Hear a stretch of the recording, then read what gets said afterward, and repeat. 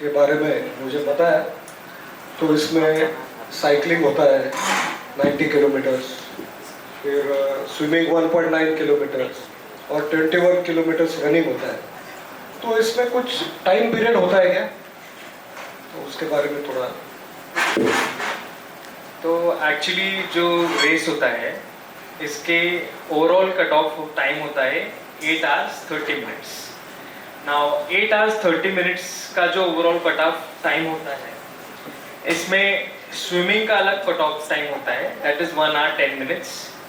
Swim plus bike का cut off होता है 5 hour 30 minutes and overall swim plus bike plus run इसका cut off होता है 8.5 hours। अब जो इंडिविजुअल कट ऑफ है, if you don't make it तो आप आगे कंटिन्यू नहीं कर सकते। लेट्स से अगर मैं स्विमिंग में मुझे 1 hour 15 minutes लग रहा है इंस्टेड ऑफ 1 hour 10 minutes, तो I can not do bike और the run and disqualified there and there. And जो रेस मैंने किया बहरीन में, the cut off rate was 30% in the swim itself. मतलब जो 1400 पार्टिसिपेंट्स थे उसमें से 25% ऑलरेडी स्विम में कट ऑफ हो गए थे, देन कुछ लोग बाइक में एंड कुछ लोग रन में, ऐसा होता है। उमंग, ये बोलने में तो वो आसानी से बोल रहे हैं, लेकिन मुझे तो समझ में नहीं आ रहा ये कैसे करना है, कैसे स्टार्ट करना है।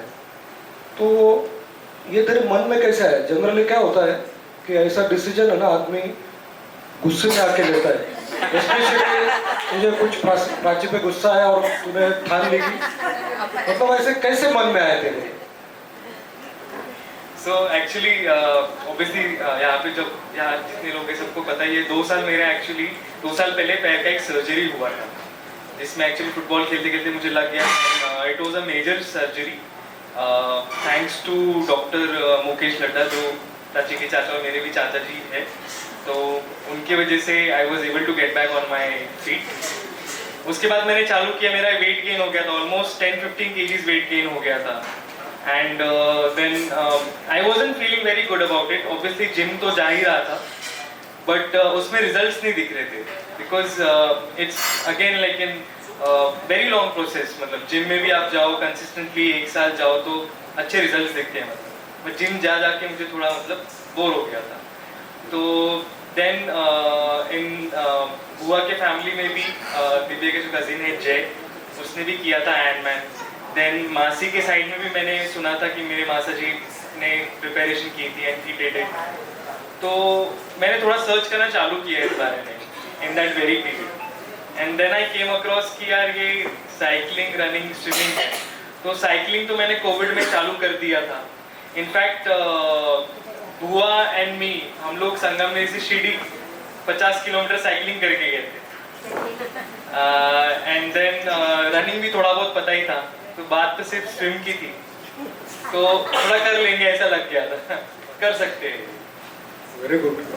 तो ये इसे हाफ आयरनमैन कहते हैं, तो फुल आयरनमैन मतलब इसके डबल है? इसका double distance is full Ironman, this is only half Ironman. जैसे ये 70.3 है, वैसे 140.6 होता है। मुझे लगता है कि तुझे फुल आयरनमैन ही करना था, लेकिन प्राची बोली होगी कि तू हाफ आयरनमैन हो, ताकि सुबह उठाने जाए तो ऐसा टंग टंग ऐसा आवाज जाए, फिर आधा तो उमंग रहेगा। तो गुड डिसीजन प्राची।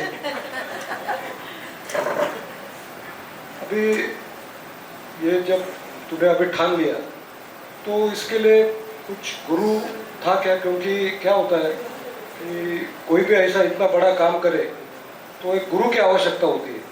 तो आपके इस मैराथन, ये जो इसके लिए हाफ आयरनमैन या आयरनमैन कहेंगे हम तो इसके लिए गुरु कौन था?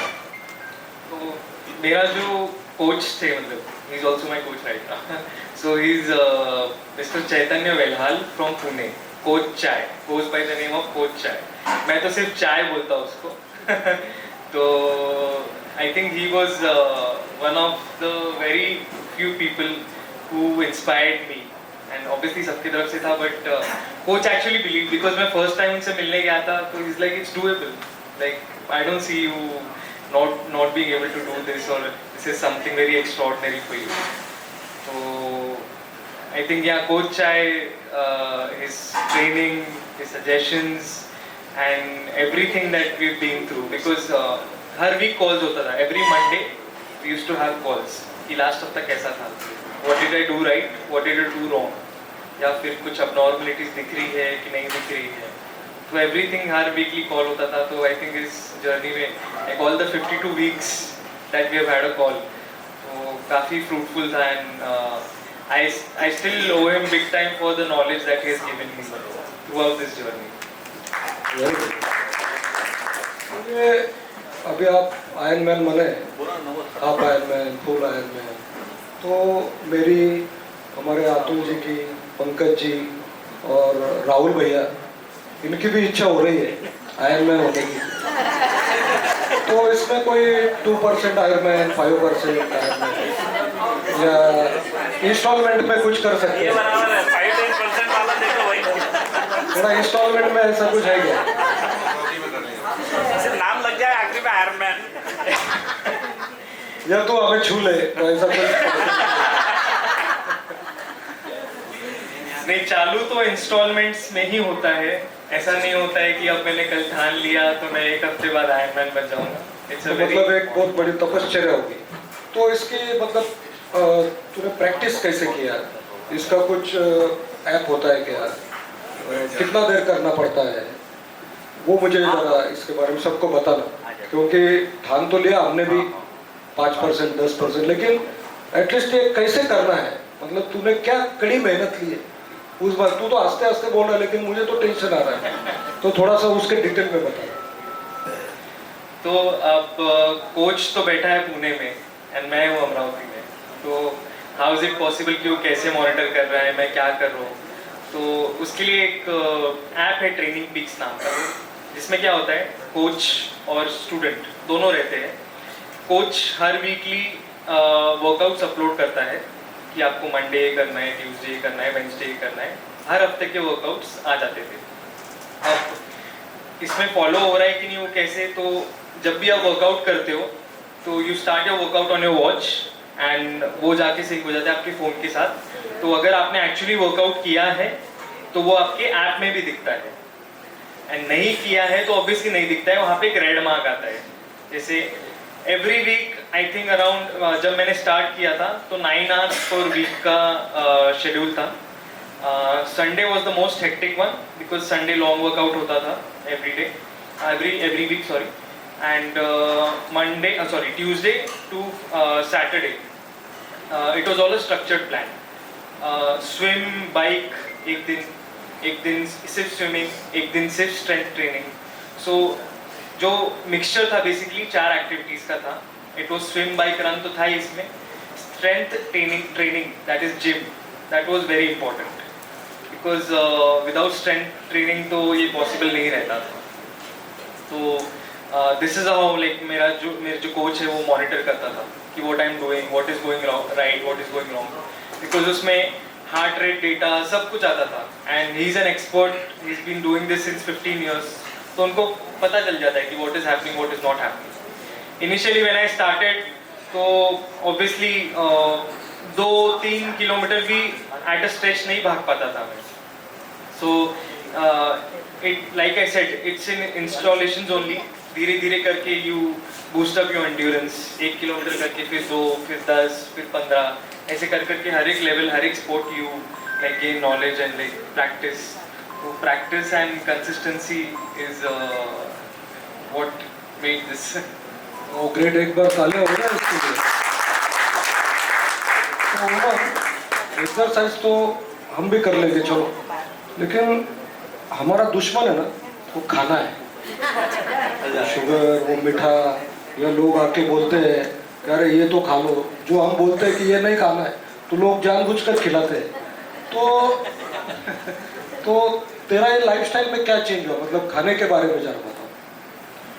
आई थिंक जो ये मैंने अचीव किया आयरन मैन का, I think almost let's say I think around 60 to 70% was my food choices rather than exercises. Exercise तो सिर्फ 20-30% का पार्ट होगा, ठीक है. एंड और एक जो आई थिंक जो लोग बोलते हैं कि यार शुगर छोड़ देंगे एंड ऑल दैट थिंग्स, तो complete sugar cut off, we practically know is not possible. So I was also in the same space, but I think I would say around 80% मैंने avoid किया. 20% अब suppose कभी हफ्ते में एक बार खा लिया, तो it's okay. We cannot we cannot have so much control कि without sugar सब चल जाएगा all that. अगर आप ऐसे externally sugar consume नहीं कर रहे हो तो packet food या किसी में sugar रहता ही है, तो sugar तो body को necessity ही है, नहीं no sugar is no such thing. So I think the diet was full under control कि घर का ही खाना खा रहा था, there was nothing else, nothing differently that I've done. Except for the part कि जब प्रोटीन लेना चालू किया मैंने, I was so much against protein जब मैंने जिम चालू किया था, then I started taking protein and all, and मुझे फ़र्क नज़र आया उसमें. It is मुझे ये भी समझ में आया इस बात से कि सबका बॉडी डिफरेंट है, so जो मुझे सूट करता है वो किसी और को सूट नहीं करेगा. So it was all trial and error. तो जो मैंने बताया कि हम लोगों ने कोच और मैंने एक्सपेरिमेंट किया कि हम लोग एक दिन ये शेड्यूल एक हफ्ते के शेड्यूल में आज सैलेड इंक्लूड कर रहे हैं कि दही इंक्लूड कर रहे हैं other things. So it was all trial and error method, and after a good portion of 6 months we were stable कि ये चलता है बॉडी को और ये नहीं चलता है. बिकॉज अगर आप आज खा रहे हो छोले भटूरे और आपको कल सुबह भागना है 10 किलोमीटर, तो ये तो पॉसिबल नहीं हो सकता है. आप भाग भी लोगे but the amount of energy जो आपको लगेगा वो आपको डबल लगेगा. मतलब एक्सरसाइज भी बहुत करने हैं और खाने पे भी करते हैं. हमने हफ्ते में एक दिन शुगर नहीं ली ना तो भी हमें लगता है कि कितना अचीवमेंट हुआ, और तू सिर्फ एक दिन थोड़ा सा खा ले तो भी अलाउ नहीं, मतलब इट वेरी डिफिकल्ट. तो अभी 29 नवंबर का दिन आया बहरीन का, तो वहाँ जाने के बाद आपकी मानसिकता कैसे थी? क्योंकि ऑब्वियसली टेंशन आता है ना, बर्थडे सब दोस्तों को पता है आयरन के लिए गया है, मैं नहीं कंप्लीट हुआ तो क्या करूँ. तो आपकी मानसिकता कैसे थी, उसका प्रिपरेशन कैसे था? क्योंकि mind preparation is very important. तो बहरीन पहुंचे हम लोग, वी वर देयर लाइक 4 दिन पहले पहुंच गए थे, एंड फर्स्ट 2 days हम लोगों ने स्विम प्रैक्टिस की. स्विम प्रैक्टिस मैंने फर्स्ट टाइम एक बार गोवा में की थी कोच के साथ ही, एक बार ट्रेनिंग कैंप के लिए गया था. उसके बाद ओपन वाटर स्विमिंग लेक वगैरह में किया है मैंने, बट ओशन में this was the first time ever. तो हम लोगों ने we went there and we tried out swimming and all. तो मुझे ये पता चला ओशन में कितने करंट्स रहते हैं, करंट्स इन द सेंस कि जैसे जैसे विंड ब्लो होता है वही डायरेक्शन में आपका पानी भी बहता है. जैसे आप सी शोर पे जाओगे तो पानी एक साइड चलते रहता है, हाई टाइड लो टाइड जिसको पता है. सो आपको स्विम एक डायरेक्शन में करना है, ठीक है, एंड वो जो करंट है वो दूसरे डायरेक्शन में है, तो आपका जो एफर्ट है वो भी डबल हो जाता है. इट इज़ मतलब पहले रनिंग में भी मैं पहले ट्रेडमिल पे भागता था तो बहुत अच्छा लगता था. 10 किलोमीटर हो गए ट्रेडमिल पे. आप ट्रेडमिल पे और बाहर जब भागोगे तो बहुत डिफरेंस रहता है. वैसे ही आप स्विमिंग अगर स्विमिंग पूल में कर रहे हो एंड ओपन वाटर में कर रहे हो तो बहुत डिफरेंस होता है. फिर आपको लगा क्या कि ऐसे मैं कंप्लीट करूँगा? इसके पीछे मतलब कोई तो एनर्जी होगी ना, मोटिवेशन, तो वो क्या था तेरा? तो मैं तो डाउटफुल था मतलब रेस डे तक ही, बिकॉज प्रैक्टिस स्विम में इतना टाइम आ नहीं रहा था जितना आना चाहिए within 1 or 10 minutes. But again there were 2 people with me over there. पहले तो प्राची, दूसरा मेरा कोच. प्राची का नाम आने के बाद तालियां होनी चाहिए. तो these 2 people, ये 2 लोग हमेशा ही से ही कॉन्फिडेंट थे मेरे बारे में. इनफैक्ट स्विम में भी is like Umang don't worry about it, हो जाएगा. तो आई थिंक मैंने नहीं करना है या नहीं होगा उसके बारे में सोचा ही नहीं. मतलब तो ये स्विमिंग इतना मतलब वो करंट आ रहा था मतलब अलग दिशा से, और फिर मछलियाँ विछलियाँ होती उधर, फिर वो मतलब वो एनर्जी कैसे मिली? क्योंकि ऐसे हुआ होगा ना कि 2 किलोमीटर बोलने को तो आसान है, लेकिन फिर वो करते समय क्या क्या विचार आए मन में, मैं क्यों इसमें झंझट में पड़ा, ऐसा कुछ तो आया होगा ना? तो स्विमिंग की एक और मतलब प्रॉब्लम तो नहीं बोलूँगा, बट एक और ये चीज़ होता है मुझे कि ओपन वाटर में जैसे स्विमिंग पूल में आपको नीचे दिखता है कि टाइल है एंड देन स्विमिंग आपने किया होगा तो, बट ओपन वाटर में आपको नीचे दिखता नहीं है क्या है, ठीक है। एंड मुझे ना ओपन वाटर में ना काफ़ी हेल्यूसिनेशंस होते थे, तो मुझे क्रोकोडाइल दिख रहा है, जेलीफिश दिख रहा है, जबकि है नहीं कुछ बट वो मन में रहता है कि यार आगे से आ जाएगा। बिकॉज काफ़ी लोगों ने बोला है ना, कोच ने ऐसे गोवा का जो आयरन मैन होता है, one of the very few iron man उसमें ओशन में होता है एंड उसमें काफ़ी जेलीफिश रहती है। एंड जेलीफिश मैंने तो आज तक नहीं देखी, ना स्कूबा डाइविंग किया है तो कुछ पता है, बट इतना बड़ा रहता है जेलीफिश। तो वो ऑब्वियसली मन में थॉट्स आते हैं। तो स्विमिंग में फिर 200-300 मीटर्स पहुंच गया था मैं एंड करंट्स ऑब्वियसली चालू ही थे। एंड देन मेरे एक्चुअली लेफ्ट लेग में ना एक काफ़ी जोर का क्रैम्प आ गया। तो अब जिसको क्रैम्प आया उसको पता होगा, आपको रनिंग करते करते क्रैम्प आना और पैर नीचे रख के थोड़ा स्टेबल हो जाता है, बट स्विम में since there is no surface beneath your leg तो काफ़ी मुश्किल होता है। तो अब now I also remember the fact कि रेस के पहले मैं और प्राची होटल में ही थे एंड प्राची ने मुझे बोला कि लेट्स प्रे, एक बार प्रार्थना कर लेते हैं देन विल गो। हमने किया। तो why I am saying this is because I feel this is how God does things for you. जब एक्चुअली मैं स्विम के लिए गया एंड जो क्रैम्प आया तो हम लोगों को इंस्ट्रक्शंस दिए थे कि अगर आपको स्विम नहीं हो रहा है आगे तो just lie down on your back and आप हाथ दिखा के you can say hello please take me out of the water. काफ़ी लाइफ गार्ड्स वगैरह काफ़ी कयाक्स पे रहते हैं वो लोग, ठीक है। It's a very good setup and काफ़ी अच्छा प्रिपरेशन था। तो 300 मीटर्स हुए, मुझे क्रैम्प आया फर्स्ट, बहुत जोर था एंड देन मैं रुक गया उधर। मैं थोड़ा और स्विम करने का चालू किया। आई डिड अनदर 100 मीटर्स, फिर it was unbearable to the point कि I was lying on my back and मैंने वो पर्सन को 2 बार बुलाया। I was like hey hello listen I want to get out, but वो पता नहीं देखा ही नहीं इधर। चलो अच्छा हुआ देखा नहीं। तो this is how God does things for you. तो उसने सुना ही नहीं, जबकि मैंने 2 बार अच्छे से चिल्लाया है, बट उसको समझा ही नहीं कि कौन बुला रहा है। उसने इधर उधर देखा तो सही, बट उसको समझा ही नहीं कौन बुला रहा है।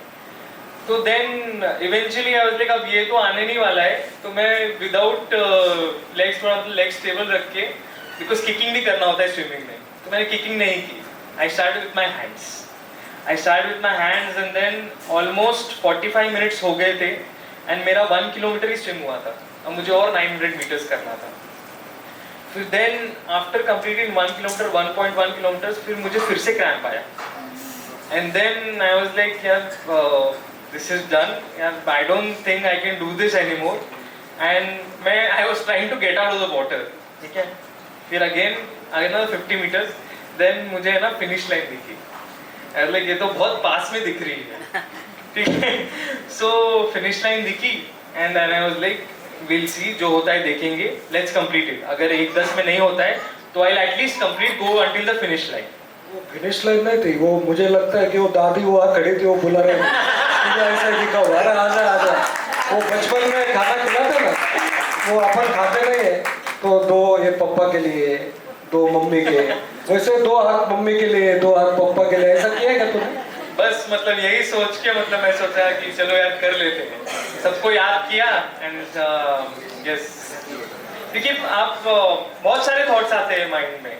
आपने इतना साल भर ट्रेनिंग किया, you have done everything, you have given each and every hour of your time, तो ऑब्वियसली बुरा तो लगता ही था, यस, बट इवेंचुअली कंप्लीट हुआ स्विम। कितना मिनट पहले स्विमिंग कंप्लीट? तो स्विमिंग का कट ऑफ जो टाइम था 1 hour 10 minutes था, मेरा 1 hour 4 minutes सम सेकेंड्स में। मतलब और 6 मिनट 7 मिनट लगते थे तो इंडिया आना पड़ता था डायरेक्ट विदाउट, सच डिफिकल्ट। और फिर रनिंग साइकिलिंग उसका एक्सपीरियंस कैसे था? तो जो क्रैम्प आया था स्विम में वो तभी भी चालू ही था साइकिलिंग के टाइम पे, बट सिंस मैंने स्विम कर लिया था कंप्लीट, तो मुझे वैसे ही फीलिंग आ गई थी यार चलो मैं तो आयरनमैन बन चुका हूँ, बिकॉज स्विम हो गया अभी। स्विम मेरा काफ़ी वीक पॉइंट था, बट स्विम कर लिया। तो बाइक एंड रन तो बाइक में भी क्या हुआ, एस्टिमेटेड टाइम वाज जो मैंने कैलकुलेट किया था, मेरा टाइम आ रहा था 3 घंटे में कंप्लीट होना चाहिए था, but again because of crosswinds bike को भी बैलेंस करना पड़ रहा था, जिसकी प्रैक्टिस आज तक की नहीं थी, प्लस साइकिलिंग वही स्पीड से करना था जो ट्रेनिंग में प्रैक्टिस की है। सो उसको भी 3 घंटा लगना चाहिए था, तो उसको 4 घंटे लग गए, but eventually I was able to complete it. Tough नहीं था बिकॉज आफ्टर 20 किलोमीटर्स बिल्डिंग्स वगैरह थी एंड स्टेशंस थे हर जगह, फूड स्टेशंस एंड ऑल, तो स्विम बोल रहा हूँ, बाइक काफ़ी स्ट्रॉन्ग था मेरा, तो I was able to complete it in a good 4 hours। तो ऐसी सुविधा है क्या ये स्विमिंग करते समय एक छोटा सा बोतल पीछे लगाया है या साइकिल को, ऐसा कुछ नहीं करते? सो स्विम के टाइम पे तो कुछ अलाउड नहीं होता है, इवन आप कैरी भी करो तो स्विमिंग करते करते आप नहीं खा सकते, मतलब आपको खाना है तो खा सकते हो, बट प्रैक्टिकली पॉसिबल नहीं होता है स्विम करते करते। During bike obviously electrolytes and bottles and gels वगैरह के स्टॉल्स रहते हैं उधर, they give you bananas, dates and everything, तो वो सबके स्टॉल्स वगैरह रहते हैं उधर। तो बाइक के टाइम पे you start fuelling for the run, that's the idea, because आप जब तक बाइक कंप्लीट करोगे आपको रन भी करना है उसके बाद, ऐसा नहीं कि बाइक 90 हो गया तो खत्म, उसके बाद 21 किलोमीटर भागना है आपको। तो ये पूरा कितने घंटे चला ये प्रोग्राम सब? सो ये टोटल जो था 8.5 घंटा था, एंड बाइक मेरा हो गया था 4 hours में, तो 1 hour 4 minutes प्लस आप स्विम से निकल के बाइक में चढ़ते हो तो ट्रांजिशन पीरियड रहता है, ट्रांजिशन पीरियड में आप जो वेट सूट पहना रहता है जिससे आप फ्लोट होते हो, वो निकाल के बाइक गियर में आ जाते हो, बाइक लेते हो एंड बाइक लेके चले जाते हो फिर रूट पे उसके बाद वापस आते हो, आप बाइक रखते हो, रनिंग शूज़ पहनते हो, आपका न्यूट्रिशन जो है एनर्जी जेल्स एंड ऑल ये लेके फिर आप रन करने जाते हो, फिर रन में तो काफ़ी सपोर्ट रहता है। बहुत बढ़िया। तो फिर वो फिनिश लाइन जैसे नज़दीक आई, वो अचीव करने के बाद मन में क्या है? तो एक्चुअली जो रन था, रन के last I think it was a 4 loop run, मतलब 5-5 किलोमीटर के ऐसे लूप्स थे, तो I had to do 4 loops। Now third जो लूप था उसमें समझ आ गया था कंप्लीट होने वाला है एंड आपने देखा भी होगा काफ़ी पोजेस दे रहा हूँ मैं, बट वो समझ गया था इसीलिए, बट काफ़ी दुख रहा था पैर तब भी, बट मुझे ये भी रियलाइजेशन हुआ कि ये तो कर लिया है मैंने, like I knew this was gonna happen, so अब व्हाट नेक्स्ट, वो काफ़ी क्वेश्चन मार्क आ गया मेरे दिमाग में कि अब आगे क्या करना है, but again I haven't given it a thought yet अब तक, बट समझ गया। फिनिश लाइन होने के बाद सोने को गया या खाने को गया? सो फिनिश कर लिया, उसके बाद तो पैर में बहुत क्रैम्प्स थे, तो पहले मेडल लिया, फिर फिनिशर जैकेट मिलता है वो लिया, देन कोच के साथ सेलिब्रेट किया जो आपने देखा होगा वीडियो में। तो ये होने के बाद प्राची क्या बोलेगी? तो प्राची का तो मतलब एक्सप्रेशन ही इट सेज एवरीथिंग, जो आपने फोटो भी देखा होगा, मतलब she was very happy, I think she has been वैसे भी वो जब भी शाउट करती है तो भागना तो पड़ता ही है। पूरे वीडियो में मेरी आवाज है, अब सुन के इरिटेट, मतलब शादी करने के बाद ही आयरन मैन हो सकते हैं। उमंग बहुत बढ़िया है, मतलब इट वाज रियली इम्पॉसिबल जो आपने पॉसिबल करके बताया, हैट्स ऑफ टू यू। तो हमारे जैसे लेमैन को आप क्या संदेशा देंगे इससे? ये आखिरी क्वेश्चन है। आई थिंक सबको ये लगता है कि iron man is something very big और समथिंग एक्स्ट्राऑर्डिनरी। मेरा बस ये बोलना है कि आई थिंक अगर मैं कर सकता हूँ, someone who has no athletic background या फिर मेरे ब्लड रिलेशंस में से किसी ने आज तक कुछ अटेम्प्ट ऐसा नहीं किया है, तो अगर मैं कर सकता हूँ तो आप भी कहीं ना कहीं स्टार्ट कर सकते हैं। तो चलो 1 किलोमीटर से चालू किया, 2 किलोमीटर से चालू किया, आई थिंक वो चालू करना ही is an achievement in itself. And मैं हमेशा I used to tell Ujjwal also कि एनीथिंग इज पॉसिबल, जो आयरन मैन का टैगलाइन है एनीथिंग इज पॉसिबल। बट मैंने उसको एक्सटेंड करके ऐसा बनाया है, मैं हमेशा बोलता हूँ उज्जवल को भी, anything is possible if you put your mind to it. आपने वो फोटो भी देखा होगा, I am doing this is what it says कि anything is possible if you put your mind to it. Not even in this thing, but आप कोई भी suppose business में भी, सपोज कभी भी अभी इतने साल भर में अभी उज्जवल और मैं काफ़ी मतलब डिस्कशंस करते related to business and all, तो वो बोलता था कि यार ये पॉसिबल नहीं है उमंग भैया, दिस इज नॉट पॉसिबल। तो मैं उसको ये बोलता था anything is possible if you put your mind to it. बहुत बढ़िया। तो ये जानबूझ के इंटरव्यू दिया ताकि ये इंस्पायरिंग हो, ये पूरा जर्नी तेरा। तो मुझे लगता है कि ये कब सक्सेसफुल होगा ये इंटरव्यू, जब आप में से कोई हाथ ऊपर करेगा कि मैं भी अब आयरन मैन बनूंगा।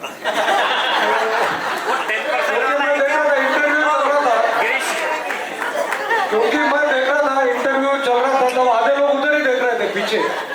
तो अभी उसको टाइम है, लेकिन देखो एक लड़की ने हाथ ऊपर किया। क्या नाम बेटा तेरा? आयरन लेडी कुछ है क्या? आयरन लेडी मतलब आपके जो आयरन मैन है ना, आपका मैन, उसको आयरन मैन बनाओ तो आप आयरन मैन हो। एनीवे आपने हाथ ऊपर किया मतलब, हर लेडी आयरन लेडीज रहती है। लेकिन आपको आयरन मैन बनना पड़ेगा। तो मुझे लगता है कि 2-3 लोगों ने एटलीस्ट हाथ ऊपर, मैं आपके पीछे नहीं आऊंगा बाद में, एक 2-2 महीने से फोन नहीं करूंगा, लेकिन एटलीस्ट आप हाथ ऊपर करो, क्योंकि एक बार माइंड में ठान ली तो हो जाता है। ओके, एक चलो उज्जवल नाम लिख के लेना, खाना पड़ेगा। और इसमें कोई है? अरे कितने देर ओके चलो, एटलीस्ट एक होगा, फिर उसको देख के 2 होंगे। 10% वाला है क्या? 10% वाला है 10% वाला होगा तो पंकज भैया हाथ ऊपर। तो anyway thank you very much Umang, मैंने भी ठान ली है, मैं भी आयरन मैन बनूंगा, लेकिन मुद्दत मैंने दी नहीं है, 1 साल 2 साल 4 साल। तो मैं अभी हम सबकी ओर से हम उमंग को एक ट्रॉफी देंगे, और मैं लायन